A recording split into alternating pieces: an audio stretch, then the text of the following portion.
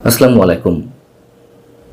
গত ৯ জুলাই মাত্র ৩ দিন আগে আমাদের প্রধান উপদেষ্টা ডিসেম্বরের মধ্যে নির্বাচনের সব ধরনের প্রস্তুতি গ্রহণের অংশ হিসেবে স্বরাষ্ট্র উপদেষ্টাকে আইন শৃঙ্খলা পরিস্থিতি নিয়ন্ত্রণের নির্দেশ দিলেন। তার নির্দেশ প্রতিপালন কিংবা বাস্তবায়নের উদাহরণ আমরা দেখছি। নির্দেশ দেওয়ার পরপরই যে ভয়ঙ্কর ঘটনাগুলো ঘটছে, তাতে প্রতিটি মানুষ অসুস্থ হয়ে পড়ছেন। নির্দেশের পরপরই আমরা দেখলাম খুলনাতে যুবদল নেতাকে গুলি করে হত্যার পর হত্যা নিশ্চিত করতে তার পায়ের রগ কেটে দেওয়া হলো। রাজধানীর মিটফোর্ড হসপিটালের সামনে কি ঘটেছে আমরা সবাই জানি। শুধুমাত্র চাঁদার দাবিতে, চাঁদা না দেওয়ার অপরাধে যেভাবে পিটিয়ে উলঙ্গ করে তার বুকের উপরে লাথি দেওয়া, চড় থাপ্পড়, গুলি, তারপর প্রতিটা মানুষ অসুস্থ না হয়ে তাদের আর কি উপায় আছে? কতগুলো ঘটনার কথা আমরা একের পর এক বলবো। কুমিল্লার মুরাদনগর, খুলনা, মিটফোর্ড, মাগুরা, চাঁদাবাজি, দখলবাজি, হত্যা, ধর্ষণ। সবচেয়ে বড় অদ্ভুত বিষয়, এ ধরনের ভয়ঙ্কর ঘটনাগুলো আমাদের ট্র্যাডিশনাল মিডিয়াগুলোতে সহজে আসছে না। সামাজিক যোগাযোগ মাধ্যমে ভাইরাল হওয়ার পর সেগুলো আলোচনায় আসছে। যেমন মিটফোর্ডের ঘটনাটি, ঘটনার 2 দিন পর সামাজিক যোগাযোগ মাধ্যমে আমাদের সামনে এলো। এবং আরো বড় অদ্ভুত বিষয়, কোনো মানবাধিকার কর্মীরা এখন কথা বলছেন না। নারীরা যে নির্যাতনের শিকার হচ্ছেন, নারী অধিকার কর্মীরা মুখে ক্লু পেটে আছেন। ভয়ঙ্কর এক ভয়ের সংস্কৃতির কারণে সম্ভবত সবাই মুখে ক্লু পেটে আছে। এবং একটা পর একটা ঘটনা ঘটছে, সরকার বলছে বিচ্ছিন্ন ঘটনা। যেমন মিটফোর্ডের ঘটনায় বিএনপির যুব দলের নেতাকর্মীরা জড়িত, স্বেচ্ছাসেবক দলের নেতাকর্মীরা জড়িত, বিএনপি বলছে এটি বিচ্ছিন্ন ঘটনা। এরকম তো একের পর এক ঘটনা ঘটছে, কতগুলো ঘটনাকে বিচ্ছিন্ন ঘটনা বলা হবে? আর একটা গ্রুপ আছে, তারা বলছেন এত কথা বলছেন কেন? আমরা কথা বলতে গেলেই বলা হচ্ছে এত কথা বলেন কেন? আগের 16 বছর কি হয়েছে? মানে বর্তমানেরটা দিয়ে আগেরটা জায়েজ করা। আগের 16 বছর কি আমরা মুখ বন্ধ করেছিলাম? অবশ্যই শেখ হাসিনার সরকারের 15.5 বছরে অনেক ধরনের ঘটনা ঘটেছে, যা যা বললাম, হত্যা, ধর্ষণ, খুন, চাঁদাবাজি, হেলমেট বাহিনী তো আমরা দেখেছি। কিন্তু তারপর হেলমেট বাহিনীর জায়গায় বুলডোজার বাহিনী। আওয়ামী লীগের সময় বিশ্বজিৎকে যেভাবে চাপাতি দিয়ে কুপিয়ে হত্যা করা হয়েছে, সারা বাংলাদেশ নড়ে উঠেছিল। আবরার ফাহাদকে যেভাবে ঘন্টা পর ঘন্টা পিটিয়ে হত্যা করা হয়েছে, সারা বাংলাদেশ জেগে উঠেছিল। অন্তত আওয়ামী লীগের সময় প্রকাশ্যে কেউ এটিকে সমর্থন করেনি, কিন্তু এখন তো সমর্থন করা হচ্ছে। মবের নামে যা কিছু ঘটছে, একের পর এক গত 11 মাসে শত শত মানুষকে পিটিয়ে হত্যা করা হলো। আমরা শুধু বিএনপির নেতা কর্মীরাই সন্ত্রাস করছে, চাঁদাবাজি করছে, দখল করছে তা তো নয় নিশ্চয়ই। এর সঙ্গে তো সবাই জড়িত। জামায়াতে ইসলামী, নতুন যে রাজনৈতিক দল এনসিপি যারা গঠন করলো, এই তরুণদের চোখে তো আমরা স্বপ্ন দেখতে চেয়েছিলাম, পূর্ণাঙ্গ সমর্থন দেওয়া হয়েছিল তাদেরকে।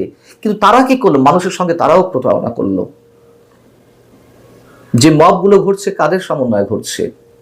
ইসলামের নাম ভাগিয়ে তৌহিদ জনতা যা কিছু করছে, কার মঙ্গল করছে?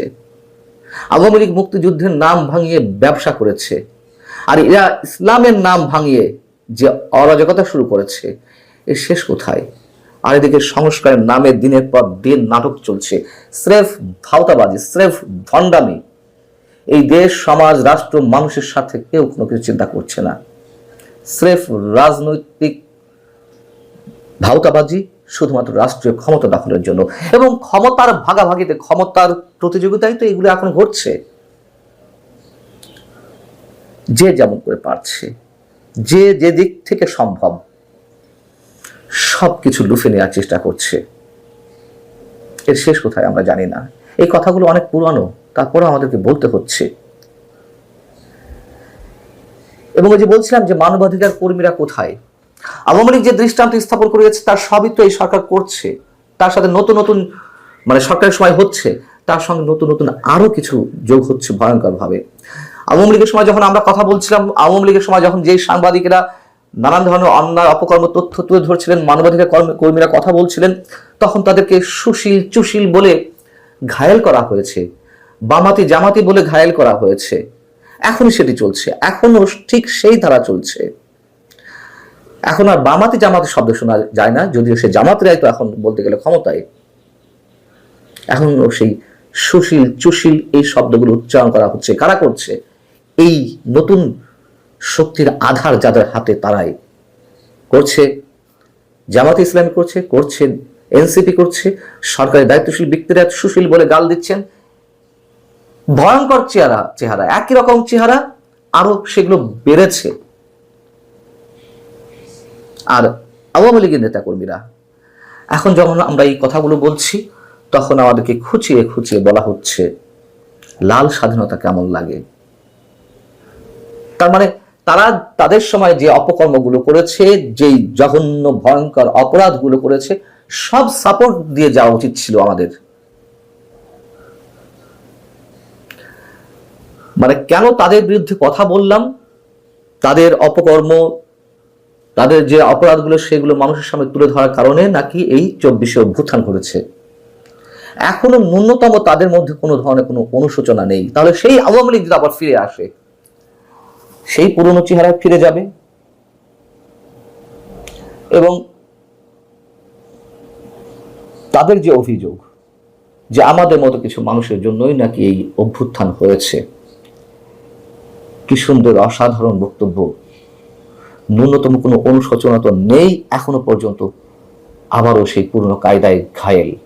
মানে প্রত্যেকে জায়গা থেকে নিজেদেরটা জায়েজ করার চেষ্টা করছে। হ্যাঁ, একটা কথা সত্য যে আওয়ামী লীগের সময় মুক্তিযুদ্ধ নিয়ে ব্যবসা করা হলেও অন্তত মুক্তিযুদ্ধের যেই স্পর্শকাতর সম্মানের জায়গাটা সেটি অন্তত ছিল। এখন সেটি নিয়ে খেলা হচ্ছে, এই তো পার্থক্য।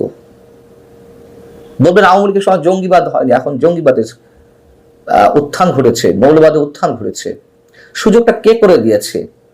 বারবার একটা কথা বলি, রাজনৈতিক শূন্যতাই তো তৈরি করা হয়েছিল তখন, এবং তার ধারাবাহিকতা হচ্ছে জঙ্গিবাদ, চরমপন্থা।